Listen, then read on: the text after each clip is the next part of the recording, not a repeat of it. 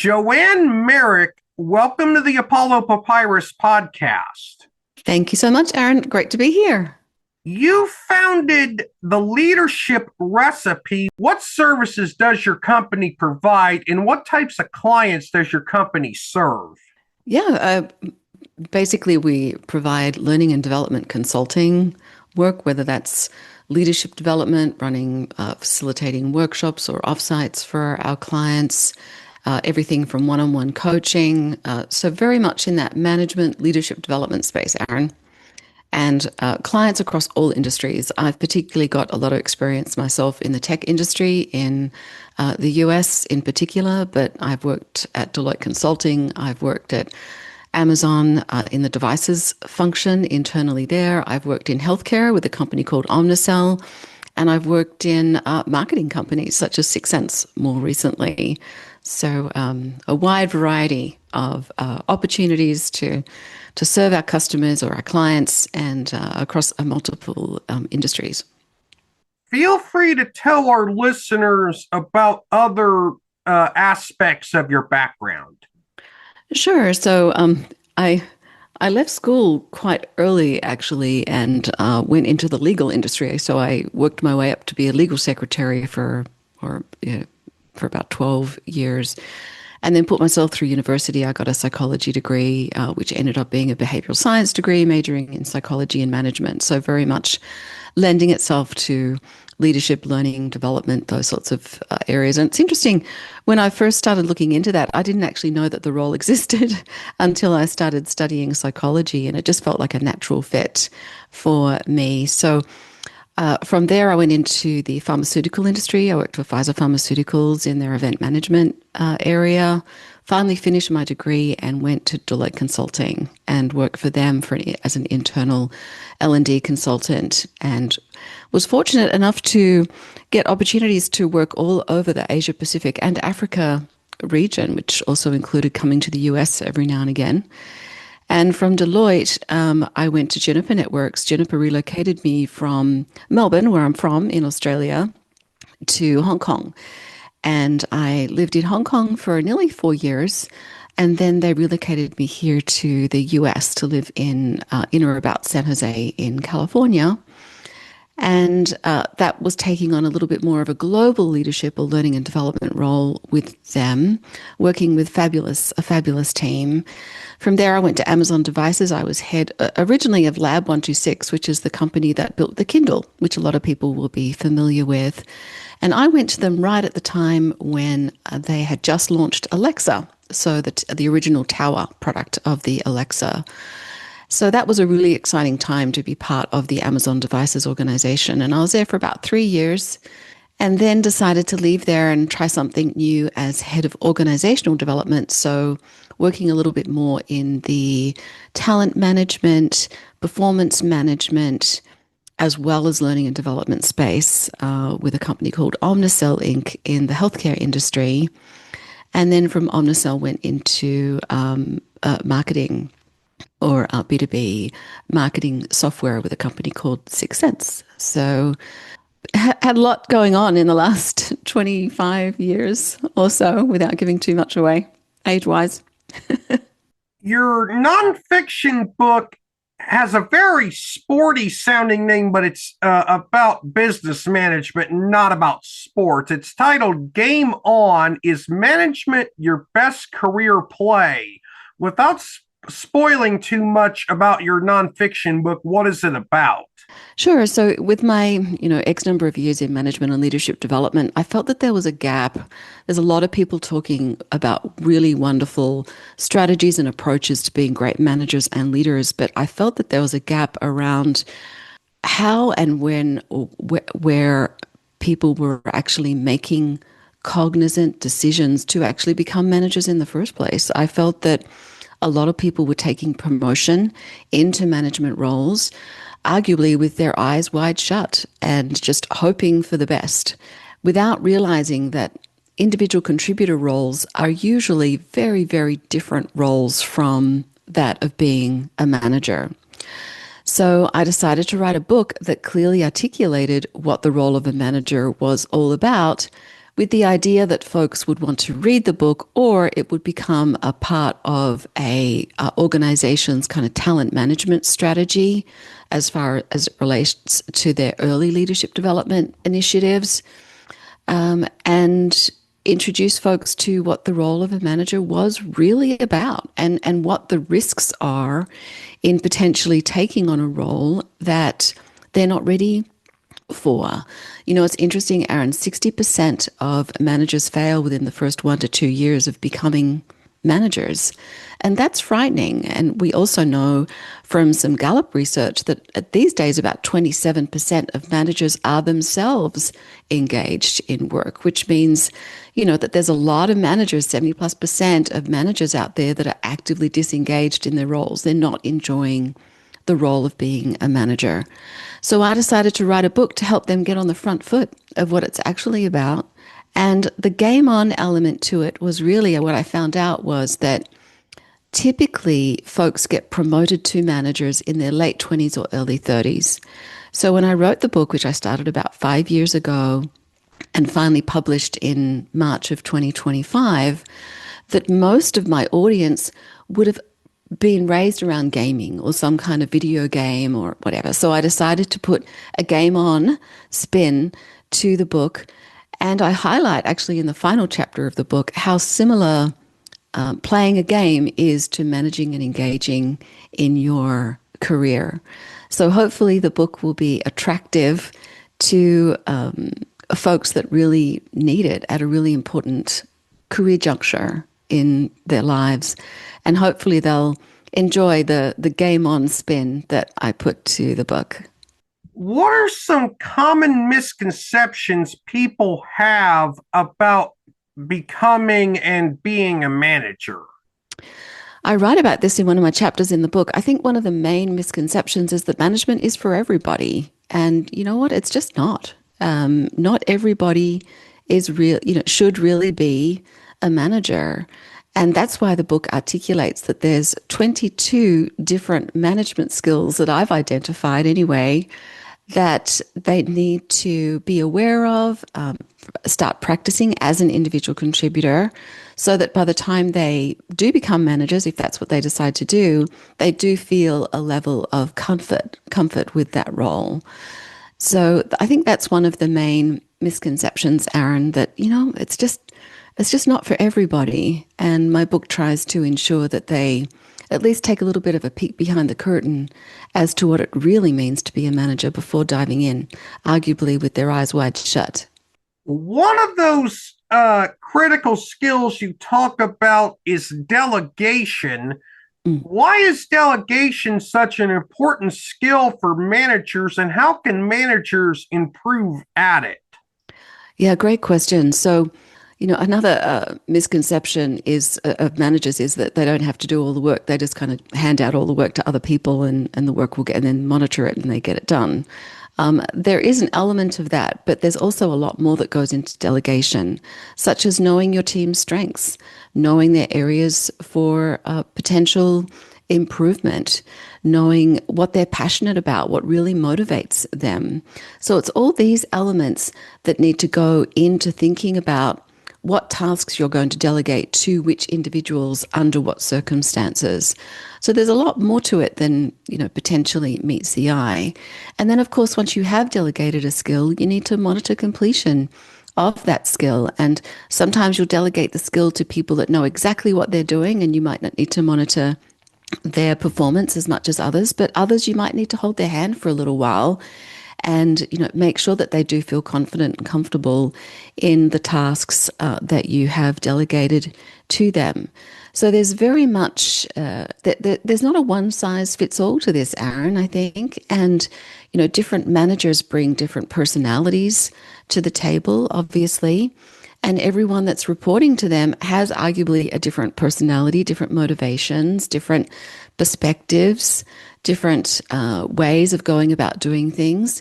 And managers need to be flexible enough to deal with that, as well as their own, emotions and their own motivations, and how they would potentially approach a particular task compared to maybe how one of their direct reports might. Managers need to be curious, more curious in my mind, for my mind these days, than maybe what they are. There's a lot of tell in the management world these days rather than ask. And sometimes by, just taking out a few minutes for a manager to ask their direct reports what their direct report might think the best approach is to completing a task or performing a particular function, rather than just telling them what to do, is very difficult for some managers. I've seen managers get very frustrated, especially the ones that have, less emotional intelligence or less self-awareness around their own emotions and the emotions that the impact that their emotions have on other people. They can get very frustrated, very angry, and that just doesn't help anybody. I write in the book that one of the most important things that managers should be doing is being aware of the impact that they have on people that are reporting to them, and they need to be self-aware enough, reflective enough of their behaviors and their impact that they're having on others, in order to bring out the best in other people, to make other people feel valued, to make other people feel relevant in their day to day and appreciated for the work that they do. You'll get a lot more out of your direct reports if you follow that angle, as opposed to getting, frustrated, maybe even angry and disappointed in what they're doing or how they're doing what you ask them to do. We've talked about delegation. What are some other critical skills that differentiate great managers from average ones? Yeah, I think, I list them off in my book under about four different areas. And those areas are each important in their own right. And so the first one of those would be having a strategic perspective. So that's really developmental and implementation of a company development and implementation of a company strategy. And there's a number of different skills that fall under that as well. So the second one would be around communication skills, and there's a lot that goes into that. The third one would be around team leadership, and there's a lot of skills that get associated with actually leading a team. And then the final one I put in there was judgment, and that's all around decision making and problem solving. So there's 22 different skills that kind of go into each of those areas, but my research indicates that each of those are really important, and anyone thinking about becoming a manager should be considering at least those four and what's made up of those four, which I go into a lot of detail in the book about, and go from there. I'm going to pivot back to your book for the next few questions. How long from start to finish did it take you to write your book? From start to finish, it was about 5 years. But there's a reason behind that, and that was because I was working full time. This was all before I started the leadership recipe as well. So I was working in full-time roles as head of organizational development, which, organizational development can include a number of things, such as employee experience, such as talent management, such as performance management, as well as learning and development. So they were quite significant roles, and I had teams that I was managing at the time, and my audience was anywhere from 2,000 people to 12,000 people. So I was really busy, but this was a topic that was really important for me to get out, and my perspective was really important for me to get out to the world. So I did what I could, but it did take me 5 years. So I started it just before COVID in 2019 and finished it late 2024. What are the easiest and hardest aspects of writing a nonfiction book for you? Doing your research, I think, was something that took me a long time. It's like the old analogy, Aaron, when you see a building being built, it just the initial part of that building being built, building the structure, building the foundation, etc., just takes a long time. And then once that's set, the rest of the building seems to come up pretty quickly. So there was a lot of research that I did, Gallup research. I interviewed a number of leaders and managers that I had worked with in the past. And, one of the questions that I asked all of them was, did you make a conscious decision in order to become a manager? And all of them said no. It was more about the promotion for them than it was about the role that they were stepping into. So that, really got me thinking and helped me build the basis of the book. And then, so that was probably the hardest thing and the thing that took me the longest. The structure of the book was the second thing that took me a long time. And to be honest, I changed the structure of the book about 3 times. So this book was written literally 3 times before I was ultimately happy with it. And obviously the third iteration, was to revolve around the Game On Is Management Your Best Career Play, looking at someone's career as it relates to playing a game, like I mentioned before. So that was probably the toughest part. I think the third thing would be staying motivated and staying on point to getting the book done. And there were times when I would literally have to kind of down tools myself for the day. I would book myself a Airbnb in a location that I felt comfortable, which for me is by the beach. So I was living in California at the time, so I left my family at home, my 2 dogs and my husband and my daughter, and said, I'm going to go off and just give this, all of the energy that I can for the weekend. And that weekend, I started on a Friday and went right through to a Sunday. I've picked a beautiful location in Half Moon Bay, included dinners out for myself, included walks along the beach, all those sorts of things, as well as obviously doing the writing. And for me, that was a really pivotal point. And it was something that I needed to create for myself to get myself across the line into actually getting the book written. I had to put myself and the book first for a change. And that wasn't something that was easy for me to do. But in hindsight, I think it was the catalyst to actually getting the book finalized. So, organizing things like that for yourself, staying motivated. I spoke to many people about my book before I actually launched it. And what that did was it created a group of individuals around me that were cheering me on even before the book was launched. And that for me was really important as well. I also reached out to a lot of my personal past managers and spoke with them about what it was like to work with me and what were some of the biggest challenges and what were some of the best parts of working with me as well. And interestingly, many of those managers have actually written testimonials that appear in the front of the book, which I'm honored to say and have experienced. And I also reached out to one of the best managers that I've ever had, a gentleman by the name of Greg Pryor.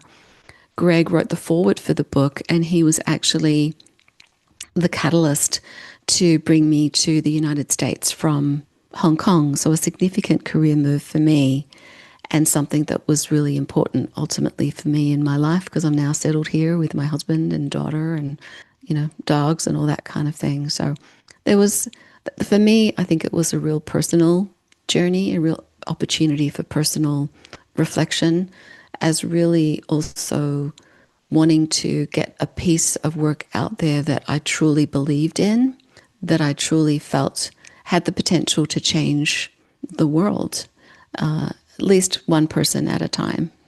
Is Game On, is management your best career play? Is that book independently, traditionally, or hybrid published? It's self-published. So self-published through Amazon. Do you have any more books in the works, or are you considering writing more books? And if either of those are true, what are some ideas you have in mind for books that you might write and publish in the future? Yeah, great question. It's funny. While I was writing this book, I was thinking, what about the next one? You think you're crazy asking yourself questions like that when you're already, in the middle of your first and not really sure at some points, whether you're actually going to produce an outcome or not. And I actually write about it in the book that there is a new book underway, and it's really focused on and I don't speak French, but it's kind of like the je ne sais quoi of management. So in my first book, I've talked about, very strategically, very clearly, the skills that folks need to think about working on or creating or getting better at before they even take on a management role. But there's also another element to that, which is the real personality, the real personal element, or the real personal style that every single human being on this earth has because it's unique to them. And this second book will be more about that, how to tap into you and the uniqueness of you in what you might bring to a management role. It's very much about being very clear on your own personal values, doubling down on the impact that you want to have on humanity. Because the one driver for me behind this book was I truly believe that there are a lot of managers unintentionally creating a lot of very negative experiences for their direct reports purely because those managers don't know how to deal with certain situations that they're presented as managers. And I talk about this in the second chapter of my book and how important it is. And I also talk about some of the areas that these managers can kind of fall into. Micromanagement is a classic example of that. And I think that element of being a manager is extremely personal, and managers needs to be extremely introspective about that, while also celebrating how their uniqueness can really positively impact anyone who might have the opportunity to work with them in the future. So it's really trying to tap into that. And I haven't seen any other books on the market about that as yet, but that's what I'm working on right now. One final question. What advice would you give to someone who is considering a business management role? Read my book. I mean, that sounds trite, but read the book, get some insight into what the actual role entails, because I can guarantee you it's very different from what you might imagine it to be. This is the challenging part about being a manager and even being observed as a manager, is that there are a lot of things that managers need to do that their direct reports aren't privy to. Talent reviews are a classic example. And I write about in the book, one of the misconceptions, getting back to one of your earlier questions, is that managers have a lot of free time. And the answer to that is they don't. When I was writing the book, I interviewed one person who had 24 direct reports. I couldn't believe it.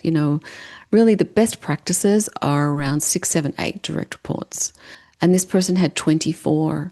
And it was the time of year that their organization was doing performance reviews. So HR set, a 2-week time frame in order for this person to have all of their performance reviews completed on each of their direct reports. And that didn't only include writing down their strengths and their development areas and the opportunities that that person had as it related to their career. It also included, them having a conversation with that person. So what they ended up doing was spending 2 Sundays in a row out of their day when they were working, 10, 12, 14-hour days during the week at times, but taking time out on their own personal weekends to to get this done. And of course, they can't go back to their direct reports and say, well, I worked on your things over the weekend. You just can't do that because that's not how you want to represent yourself as a manager, as realistic as it might be. So there's a lot of misconceptions like that out there about managers. Some would say for the right reasons, but do your homework. Ask people, besides reading the book, ask people, what's it really like to manage? What do you love about being a manager? Apart from any other aspect of your role, what do you love about being a manager? What drives you crazy about being a manager? If you had your time over again, would you choose management, or would you maybe choose another role? Get curious and look behind the curtain as to what's really going on with the role. And then from there, decide whether what you've heard and what you've read in my book is something that excites you or something that leaves you kind of scratching your head wondering, really, do I want to spend my time doing all of these things? Maybe there's other things that I could be investigating. Joanne, thank you for appearing on the Apollo Papyrus podcast. You were an amazing guest. Thanks, Aaron. It's really lovely to meet you. And wholeheartedly, I really wish everyone, all of your listeners, all the very best in all of their future career decisions. I know they'll make the right choice. And especially if they want to move into management and decide to read my book. Thanks for the opportunity to talk about it.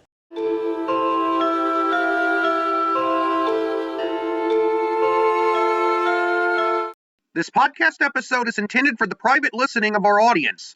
Any reuse or retransmission of this podcast episode without the express written consent of the podcast host is prohibited except under fair use guidelines. Royalty-free music and sound effects obtained from https://www.zapsplat.com.